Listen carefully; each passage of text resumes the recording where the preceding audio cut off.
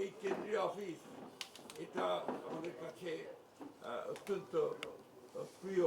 আমাদের এই অফিস মানে এখান থেকে পরিচালিত হয়েছে গণতন্ত্রের উত্তরণের সংগ্রামের সমস্ত আন্দোলনগুলো, এবং এই অফিস থেকেই আমরা আমাদের নেত্রী দেশনেত্রী বেগম খালেদা জিয়া, যিনি আমাদেরকে ছেড়ে চলে গেছেন, তার নেতৃত্বে, তার সভাপতিত্বে আমরা এই অফিসের সামনে বহু সভা করেছি, যেগুলো জনগণকে অনুপ্রাণিত করেছে গণতান্ত্রিক আন্দোলনে ঝাঁপিয়ে পড়ার জন্য। আজকে খুব কষ্টের সঙ্গে আমাদের স্মরণ করতে হয় যে আমাদের সেই মহান নেত্রী, যিনি আমাদের বাংলাদেশের সামগ্রিক গণতান্ত্রিক আন্দোলনে সবচেয়ে বড় ভূমিকা রেখেছেন, নেতৃত্ব দিয়েছেন, এবং গণতন্ত্রকে আমরা ফিরে পেয়েছি বারবার। 91 সালে সেই 89-এর গণ আন্দোলনের সময় তিনি নেতৃত্ব দিয়েছেন, 91-তে সরকার গঠন করেছেন, পরবর্তীকালে 96-তে তার পরে প্রত্যেকটি আন্দোলনে তিনি নেতৃত্ব দিয়ে গণতন্ত্রকে প্রতিষ্ঠা করার জন্য তিনি কাজ করেছেন, এবং তাকে সেই জন্যই আমরা বারবার স্মরণ করি।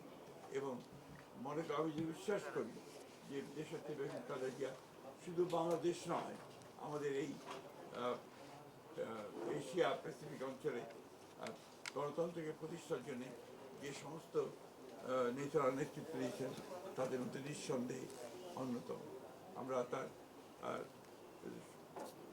চাই যে আল্লাহ তাআলার কাছে প্রার্থনা করি যে তাকে যেন বেহেশত নসিব করা হয়, তার রুহের মাগফিরাত কামনা করি। আমরা এখন নতুন এক বাংলাদেশের জন্য কাজ করছি, স্বপ্ন দেখছি। আমাদের নেতা, আমাদের তরুণ নেতা, আমাদের দলের চেয়ারম্যান এবং বর্তমান প্রধানমন্ত্রী তারেক রহমান সাহেবের নেতৃত্বে, এবং অতি অল্প সময়ের মধ্যেই তিনি যে দেশের মানুষের মধ্যে যে একটা অবস্থান করে নিয়েছেন, যে তিনি কাজ শুরু করেছেন এবং কাজ করবেন, এবং তার বিভিন্ন কর্মপদ্ধতিতে সেটাই প্রমাণিত হচ্ছে।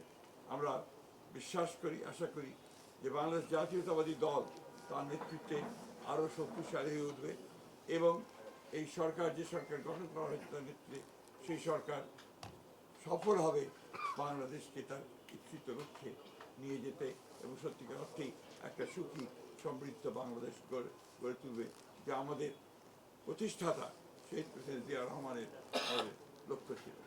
আমরা আশা করব যে আমাদের বাংলাদেশের সব মানুষ আমাদের দলকে সহায়তা করবে পূর্বের মতো সবসময়।